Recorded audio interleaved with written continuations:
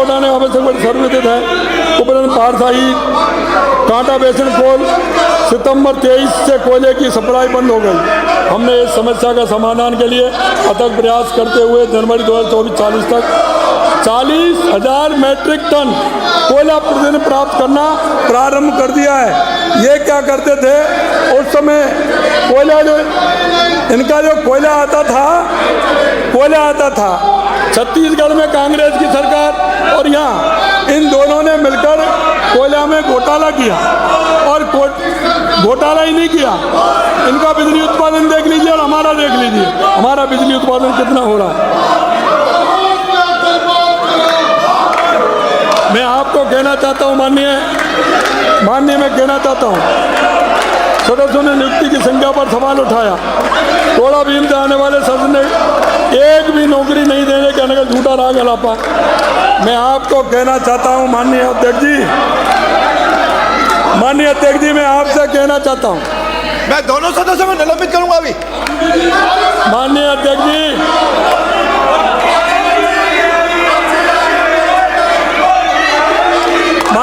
जी, मैं आपसे कहना चाहता हूँ, इन्होंने युवाओं की नौकरी के लिए कहा।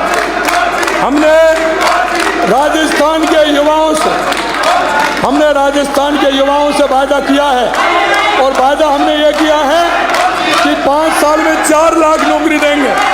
इनको दर्द हो रहा है, इनके दर्द हो रहा है। और आपने देखा होगा 59,236 पदों पर नियुक्ति दी जा चुकी है। नियुक्त हुए अभ्यर्थियों के नाम सहित प्रत्येक हुई भर्ती का विवरण डीओपी की वेबसाइट पर उपलब्ध है। अरे देख तो लीजिए मेरे भाई, डीओपी की वेबसाइट देख लीजिए, मालूम पड़ जाएगा। आपसे अनुरोध करूंगा थोड़ा समय लगाकर हमारी सरकार की पारदर्शिता, पब्लिक डोमेन में डाली गई सूचनाओं का अध्ययन कर लें और उसके बाद प्रश्न करें। दी गई नियुक्ति अतिरिक्त 1,72,990 पदों पर भर्ती प्रक्रियाधीन है। इन्होंने कभी निकाली थी क्या? 1,72,990, 1,72,990। अरे जरा गलेवान में झांक करके देख लीजिए, 81,000 पदों की भर्ती परीक्षाओं का कैलेंडर जारी किया गया है।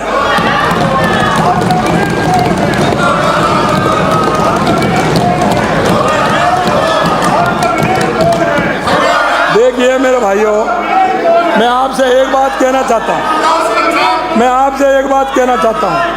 यहाँ 4 बार 5 बार ज़्यादा भी हैं, मैं उनको भी नहीं, भैया रुकने का काम नहीं, ये किसान का बेटा है, इसको कोई फर्क नहीं पड़ता है। आप और जोर से करिए, उसमें मेरे को ज़्यादा आनंद आएगा। आप जोर से आने दो। अरे ये तो मेरा पसीना तो किसान का गहना है, इसकी चिंता मत करिए, मेरे कुछ होने वाला नहीं है। हाँ, मैं एक बात कहना चाहता हूँ, आप 3 साल 4 साल और 5 साल से सदन में होंगे, 5 बार के सदस्य होंगे आप, लेकिन मैं एक बात कहना चाहता हूँ, हमारे वरिष्ठ नेता भी वहाँ बैठे हैं जो इस सदन में रहे हैं, लेकिन मुझे दुख इस बात का है, मुझे डोटासरा जी,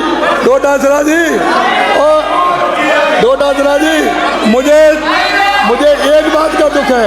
एक बात सुन लीजिए, एक बात सुनिए कि इस सदन में प्रतिपक्ष के नेता के रूप में मेरी है प्रतिपक्ष के नेता के रूप में भैरव सिंह शेखावत, परशुराम मदेरणा, गुलाब चंद कटारिया, वसुंधरा राजे, लक्ष्मण सिंह जी, राजेंद्र राठौर जी, राम नारायण चौधरी जी, हरदेव जोशी जी रहे हैं।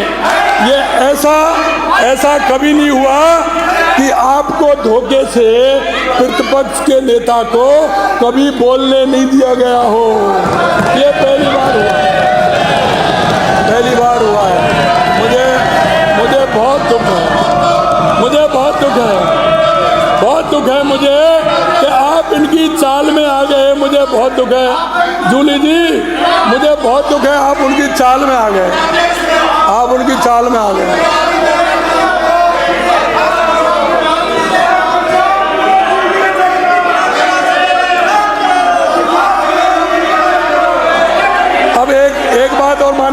कहना चाहता हूँ, डोटासरा जी, आपके कहने से कुछ होने वाला नहीं है।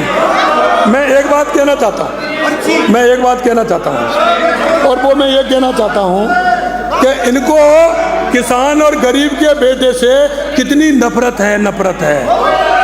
डोटासरा जी कह रहे थे कि चतुर्थ कर्मचारी, अरे भाई सफाई कर्मी और चतुर्थ श्रेणी कर्मचारी से तुम्हारी क्या दुश्मनी है डोटासरा जी? वो किसान गरीब मजदूर के बेटे हैं, अगर उनको नौकरी मिलेगी तो तुमको क्या नुकसान होगा डोटासरा जी? आपका ध्यान तो आरएस में होगा, आपका ध्यान तो कहीं और होगा, लेकिन उस गरीब के बेटे को आप क्यों मौका नहीं देना चाहते, ये तो मेरे को बता दो। अरे वो चतुर्थ श्रेणी कर्मचारी, मैं एक बात और कहना चाहता हूँ अध्यक्ष जी आपके माध्यम से, ये क्या 55,000 जो चतुर्थ श्रेणी कर्मचारी की वैकेंसी है, मैं आपसे कहना चाहता हूँ, क्या ये 1 साल की है? क्या 1 साल में इतनी वैकेंसी निकली?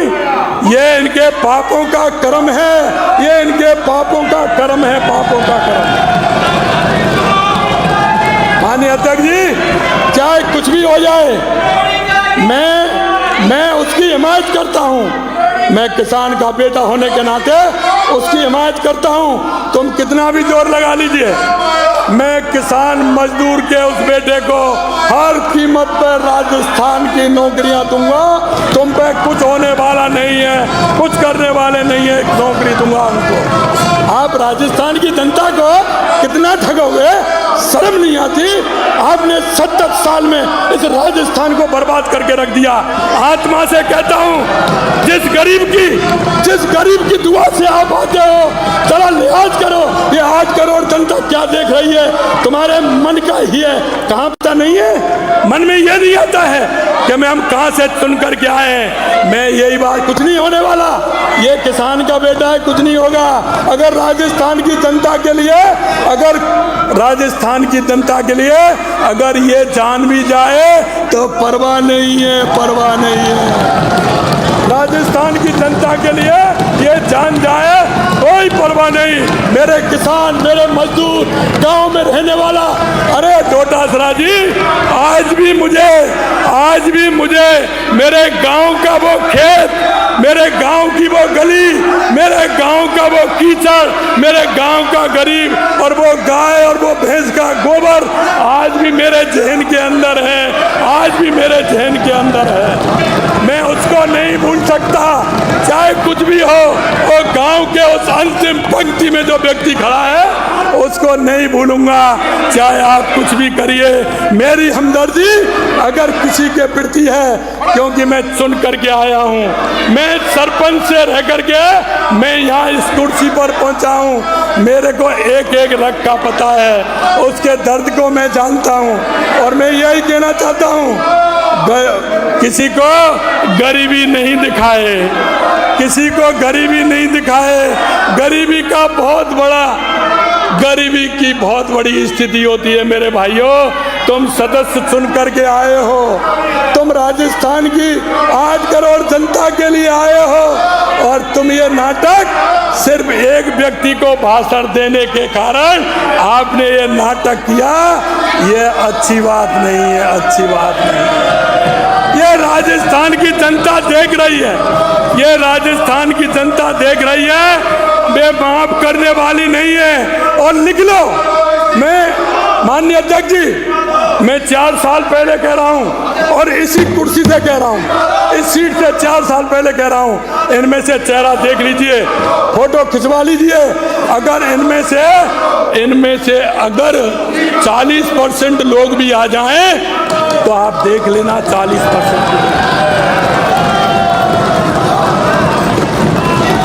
40% लोग नहीं आएंगे, क्योंकि जो राजस्थान की जनता, गरीब किसान मजदूर, उनकी जब ये नहीं सुन सकते।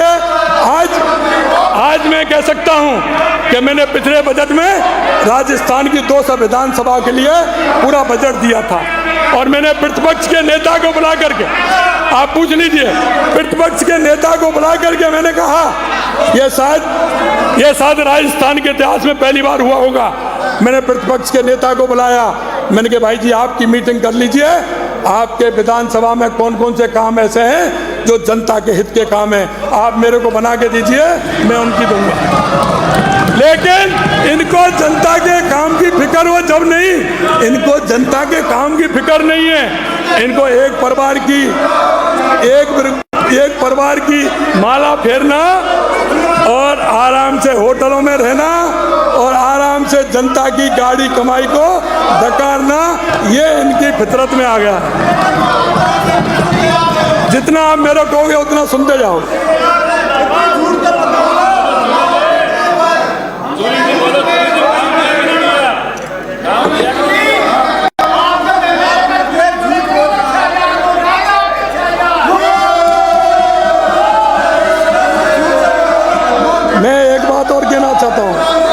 मैं एक बात और कहना चाहता हूं अध्यक्ष जी, जब भर्तियों में शिक्षकों पर ध्यान नहीं दिया, लक्ष्मणगढ़ से आने वाले माननीय सदस्य ने यह भी कहा कि अब तक हुई भर्तियों में शिक्षकों पर ध्यान नहीं दिया। इनको शिक्षक बड़े याद आते हैं और जब माननीय लक्ष्मणगढ़ से आने वाले विधायक, जब मैं ये कहता हूँ उधर चले जाते हैं, वो जब मैं उनका नाम लेता हूँ तो जूली जी को खड़ा कर जाते हैं, आप आगे निकल जाते हैं। बड़े होशियार हैं, आज जूली जी को रोक दिया, बड़े होशियार हैं लक्ष्मणगढ़ से आने वाले सदस्य। जब बात उनकी आती है तो बेचारे जूली जी को छोड़ जाते हैं, आप धीरे से पीछे निकल जाते हैं। मैं कहना चाहता हूँ शिक्षकों की बात आती है और अगर शिक्षक ट्रांसफर की बात आए तो इन पे कैसे रहा जाए, फिर कैसे रहेंगे? फिर तो इनको मैं याद दिलाना चाहता हूँ, शिक्षकों की बात करने से पहले और बिरला ऑडिटोरियम को देख लीजिए कि मुख्यमंत्री के सामने शिक्षकों ने कैसी पीड़ा व्यक्त की, उसको देख लीजिए। इन्होंने कहा शिक्षक भर्ती नहीं की। मैं इनको बता देना चाहता हूँ, मैं तो इनको दूड़ी जी को एक पंच लाया था देने के लिए, इनको माननीय जूली जी को। मैं अभी तक हुई 59,236 भर्तियों में 19,033 शिक्षकों की भर्ती हुई। माननीय सदस्य अब तो ताली बजा दें। माननीय अध्यक्ष महोदय, मैं सदन को अवगत कराना चाहूँगा कि 19,000 शिक्षक, उसमें 19,000 शिक्षक थे, उसमें 22,000 पैरामेडिकल स्टाफ, 4,748 कनिष्ठ लेखाकार, 2,500 वनकर्मी, 3,100 से अधिक पुलिस कांस्टेबल, इतनी भर्ती हुई। अब ये कह रहे हैं कि किनको आपने भर्ती दी, किनको भर्ती दी। अरे ये मैं चश्मा तो बदलवा सकता हूँ लेकिन दृष्टि नहीं दे सकता।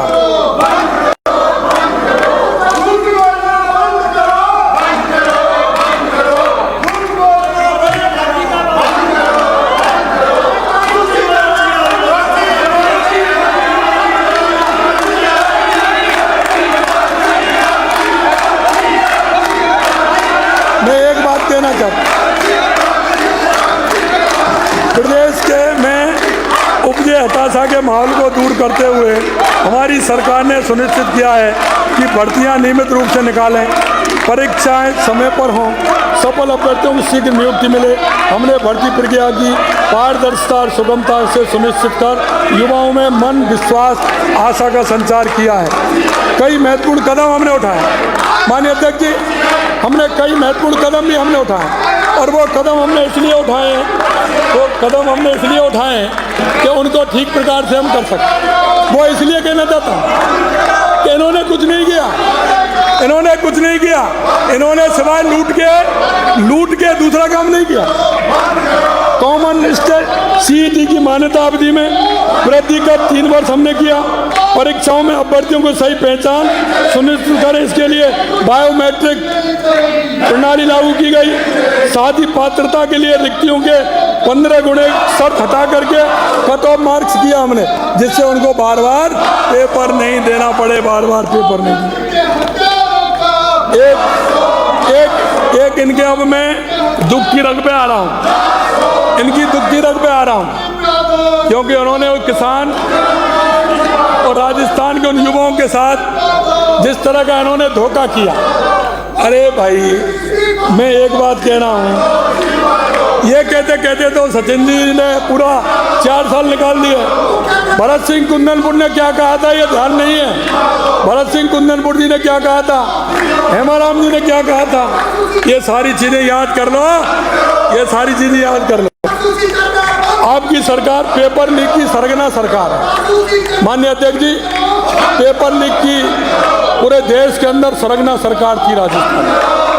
आप लोग पेपर लीक की बात करते हैं, ये तो और हमसे बात करते हैं। उल्टा चोर कोतवाल को डांट रहा है, उल्टा चोर कोतवाल को डांट रहा है। अरे भाई, तुम्हारे जो कुकर्म थे, उन कुकर्म वालों को आपने कुछ नहीं किया। हमने तो उनको पकड़ा, हमने तो उनको पकड़ा। आप किस मुंह से पेपर लीक की बात कर रहे हैं, जबकि आपके कार्यकाल के दौरान पेपर लीक माफिया सक्रिय रहा, जिसके कारण लाखों प्रतिभा युवाओं का भविष्य अंधकार में हो गया। अध्यक्ष महोदय, मैं आपके माध्यम से कहना चाहता हूँ, पूरे 5 साल युवाओं में निराशा, असंतोष, हताशा का वातावरण रहा। इन्होंने उन युवाओं को उनको कितना परेशान किया था। हमारी सरकार ने निर्णय कर पेपर लीक मामले में SIT गठित की। इनको ये पता नहीं है कि हमने 15 दिसंबर को शपथ ली थी और 16 दिसंबर को हमने SIT गठित की, और SIT का रिजल्ट आया। SIT का 2 से 64 अपराधी बनने हैं, 2 से 64 बनने हैं, और अभी आने वाला है। चिंता मत करिए, मैं छोड़ने वाला नहीं हूँ, आने वाला है। और कई लोग आने वाले हैं, कई लोग आने वाले हैं, कई लोग आने वाले हैं। मैं तो क्लियर कर रहा हूँ, मैं तो क्लियर कर रहा हूँ कि आप फिर ये कहेंगे ये क्या हो गया। अरे चिंता मत करिए, भगवान कृष्ण की भूमि से आता हूँ, किसी चिंता मत करिए, एक एक का चुकता होगा। जो भ्रष्टाचार में डूबे हैं बिल्कुल आएंगे, बिल्कुल आने वाले हैं। रात के अंधेरे में भी नहीं सुनने वाला हूँ मैं, रात के अंधेरे में भी सुनने वाला नहीं हूँ, इसलिए चिंता मत करिए।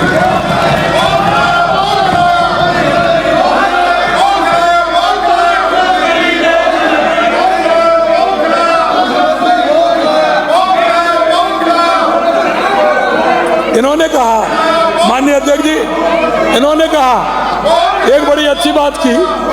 एक नाटक आता था पहले, एक टीवी में नाटक आता था, क्या नाम था, मुंगेरी,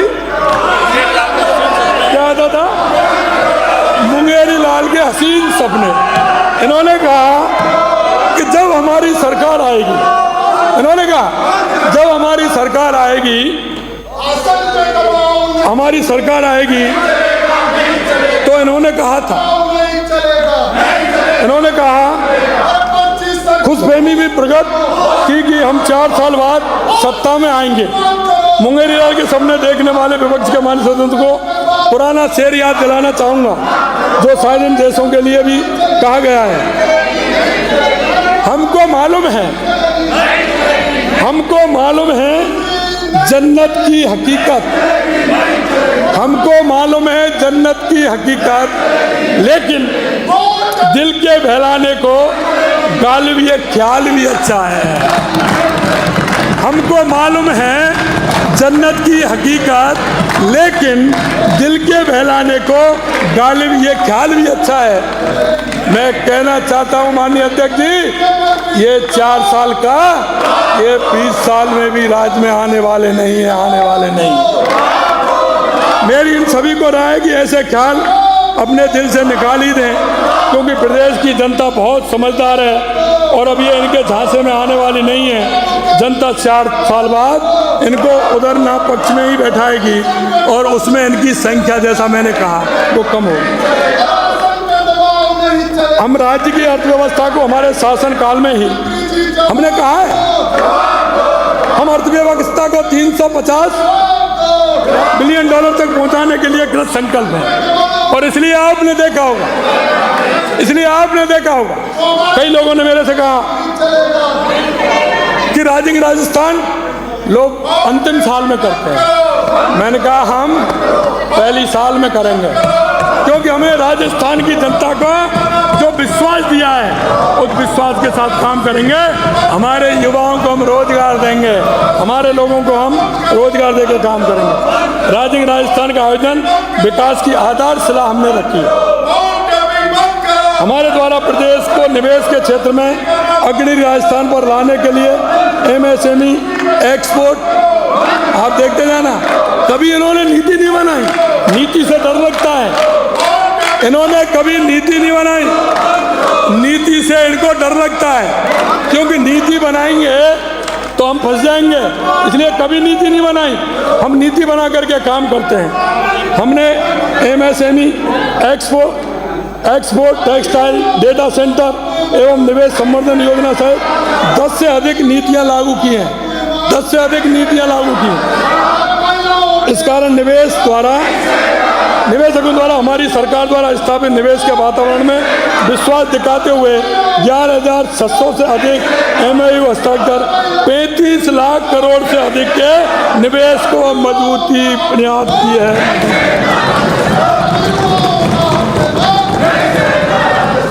राजस्थान से प्रदेश की अर्थव्यवस्था में वृद्धि के साथ ही हमारे युवाओं को रोजगार के नवीन अवसर भी प्राप्त हो सकेंगे।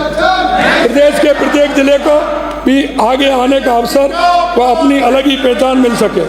इस